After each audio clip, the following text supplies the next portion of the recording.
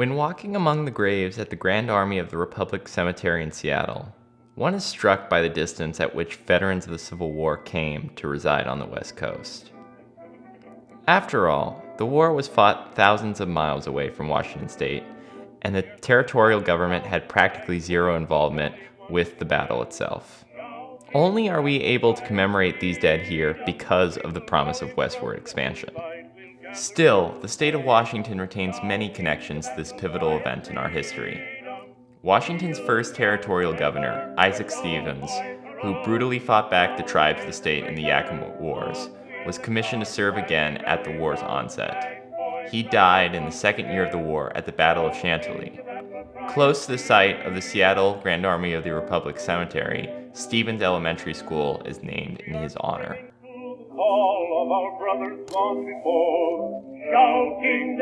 The Denny Party is famous for founding the city of Seattle, as commemorated by the city's prominent Denny Way.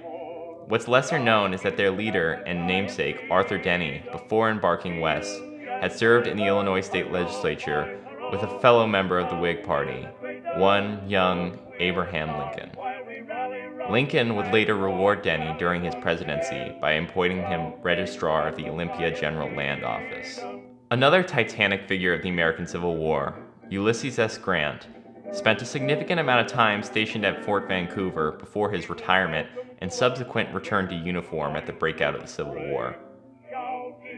Despite the remoteness of the Washington Territory to the conflict, it was still clearly tethered to the nation at large, even experiencing its own microcosm of the debate around slavery's expansion with the story of Charles Mitchell.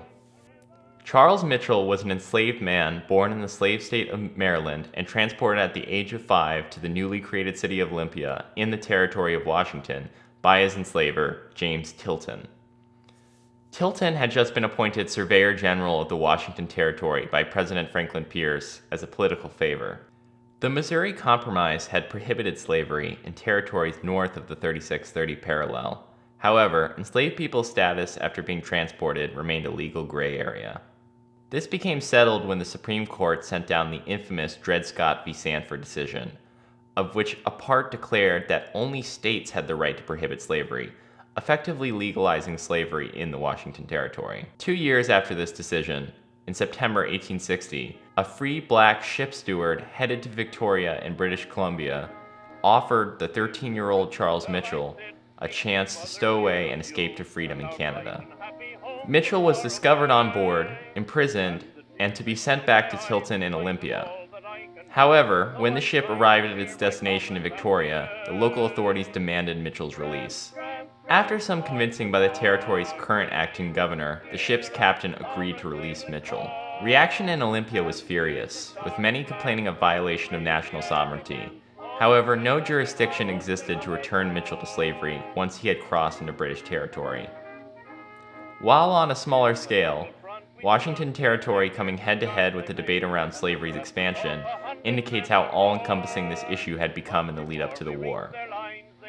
There is no public commemoration of the story of Charles Mitchell in the city of Olympia. Perhaps the most commemorated figure of the Civil War era in the city of Seattle is Secretary of State William Henry Seward. However, his recognition in this region stems not from his wartime diplomacy, but for his negotiation of the Treaty of Alaska in 1869, which expanded the country's frontier right on the territory of Washington's doorstep. Seattle would go on to host the Alaska-Yukon-Pacific Conference in 1909, a celebration of the continued colonization of Alaska held on the grounds on which the University of Washington sits today. A separate park in the city's southeastern corner was too named in Seward's honor. Seward's noble wartime service, which prevented any foreign recognition of the Confederacy, as well as his strident anti-slavery politics, take a back seat in his public honoring here, with the plaque beneath the statue instead favoring his securing of the nation's continued expansion.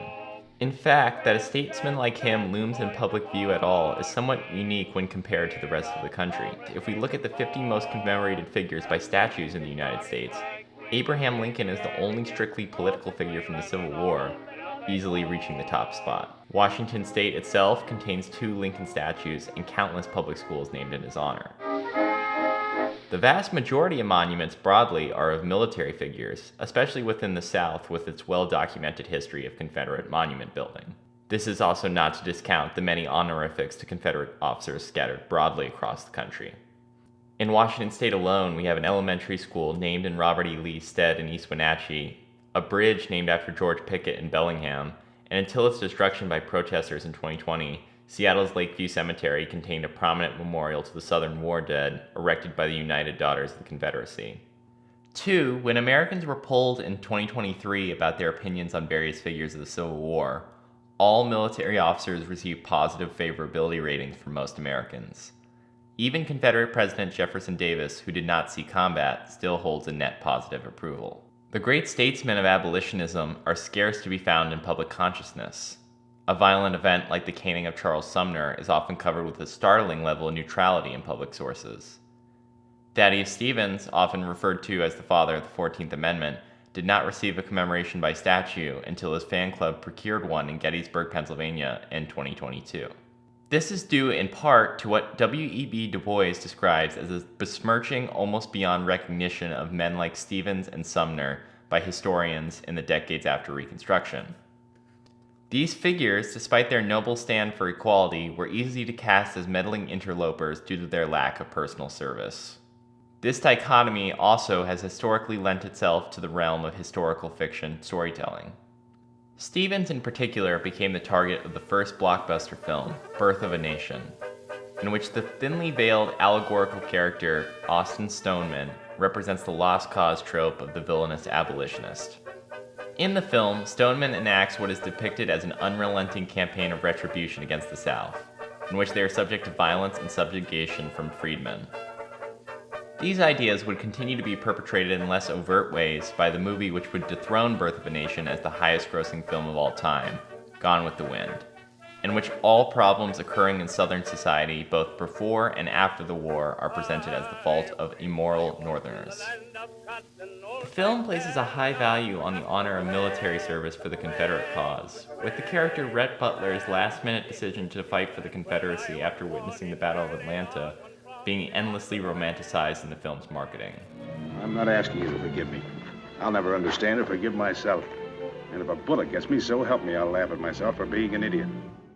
That these two films, steeped in lost cause propaganda, are the two to have held the title of highest grossing adjusted for inflation for the last 100 years, both represents a disturbing underside to film history and speaks to the efficacy of visual propaganda. To bring this back to remembrance of the Civil War in the Pacific Northwest specifically, upon Gone with the Wind's premiere in 1939, the streets of downtown Seattle were adorned in the flag of the Confederacy.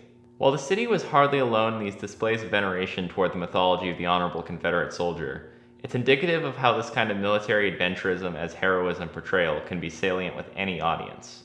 This continued to persist for decades with dozens of depoliticized Hollywood films featuring Confederate soldiers as protagonists. I would argue it's for this reason that Civil War memorabilia can often become a celebration of general militarism rather than the noble cause Union veterans died for. The grand, edifying themes of a nation rising up to destroy a slave society are often not presented as a part of the mythos. Occasionally, the concept of a war to end slavery is even brought up as an injustice against white Americans. For the people from the North who died to save the lives of black people. It is true that there was significant disagreement in the Northern populace at the time of the war itself.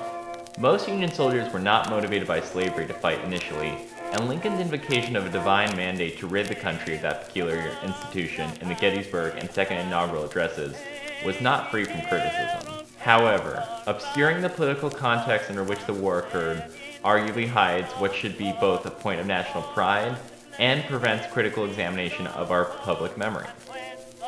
Even in the remote former territory of Washington, we should remember both our great statesmen and our veterans, both how they fought and what they fought for.